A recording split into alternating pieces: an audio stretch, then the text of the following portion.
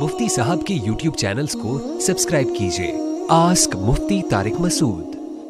जानवर को ज़बह करना ज़रूरी है। आदिल हुसैन कश्मीर से पूछते हैं कि जी क्या क़ुरबानी करने वाले जानवर को ख़ुद जानवर ज़बह करना ज़रूरी है? नहीं भाई, कोई भी मुसलमान जानवर ज़बह कर देगा, जानवर हलाल हो जाएगा। अलबत्ता इतना ख़याल ज़रूर किया करें कि नेक आदमी से ज़बह करवाएंगे तो उसकी बरकत होगी, और क्योंकि इस पे अल्लाह का नाम लिया जाता है तो ज़ाहिर है जो जितने इखलास से अल्लाह का नाम लेगा और इसके इंसान की शख्सियत का असर पड़ता है कि किस से ज़बह करवा रहे हैं।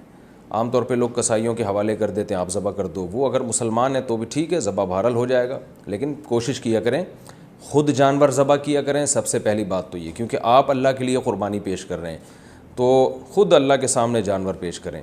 ख़ुद नहीं कर सकते, डर लगता है या ख़तरा है कि ऐसा ना हो कि गर्दन के बजाय कान काट दें या नाक काट दें, तो फिर किसी और से करवा दें, कोई महल्ले के इमाम साहब हों या कोई भी बुज़ुर्ग हो, नेक हो, उनसे करवा दें, या वो जो कसाई है वो भी मुसलमान है, उससे भी करा सकते हैं।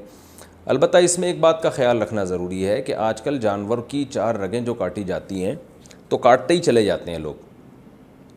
ऐसा नहीं होता सिर्फ 4 रगें काट के छोड़ देना है। कसाई हजरात ये करते हैं, स्पीड में होते हैं बहुत ज़्यादा, तो उन्होंने क्या करना होता है कि कई गाय गिरानी होती हैं तो उनके पास टाइम नहीं होता। बिल्कुल वही हाल होता है कि जैसे गायनी की डॉक्टर्स जो हैं उनके पास और भी बच्चे विलादत के लिए आए हुए होते हैं, तो वो ज़्यादा इंतज़ार नहीं कर रही होती और इधर छुरी चापड़ लिया और ख़ातून का पेट काट के बच्चा बाहर निकाला, चल भाई इसको सीते रहो बैठ के, मैं दूसरे पेशेंट देखने जा रही हूँ। इस तरह बाज़ हस्पतालों में बाज़ डॉक्टर्स करती हैं।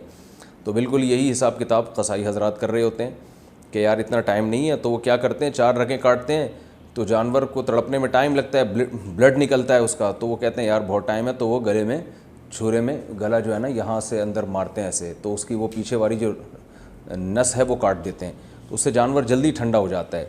ठंडा तो जल्दी हो जाता है, लेकिन ये तरीका खिलाफ सुन्नत है।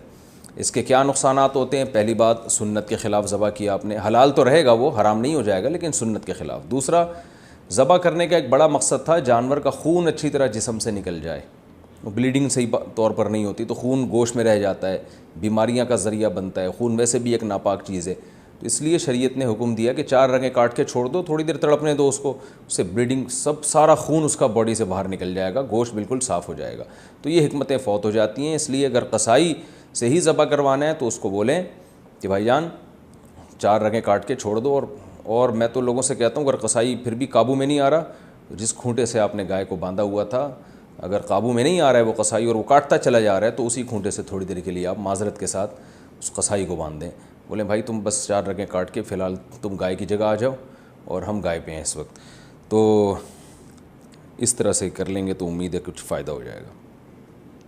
अच्छा भाई, क़ुरबानी की खाल कहाँ इस्तेमाल करें? आदिल हुसैन कश्मीर से क़ुरबानी की खाल किन किन को दी जा सकती है? क़ुरबानी की खाल ख़ुद भी इस्तेमाल की जा सकती है, किसी को भी दी जा सकती है, मालदार को भी, गरीब को भी, हर तरह से। लेकिन खाल अगर बेच दी तो फिर जहन में रखें कि उसकी कीमत को सदका किया जाएगा और ज़कात के मुस्तहिक ही को दी जा सकती है। यानी खाल बेची नहीं जा सकती, बस ये जहन में रखें आप। अगर बेच दी, यानी बेची नहीं जा सकती का मतलब अगर बेच दी तो फिर पैसे नहीं खाए जा सकते, बल्कि उस पैसों को सदका करना पड़ेगा। तो लोग खाल इस्तेमाल कर नहीं सकते हैं, परेशान होते हैं कि यार हम खाल का क्या करेंगे, तो इसलिए फिर वो बेच के पैसे ही सदका कर देते हैं। तो सदका ज़कात के मुस्तहिकीन को होगा। लेकिन अगर आपने बेचनी नहीं है तो फिर ख़ुद जैसे चाहें यूज़ करें उसको, आप मुसल्ला बना लें उसका। और हमारे इस ऑफ़िस में भी गाय की खाल का एक बड़ा अच्छा सा मुसल्ला है, कभी ज़ियारत कराएंगे आपको इंशाअल्लाह। आस्क मुफ्ती तारिक मसूद।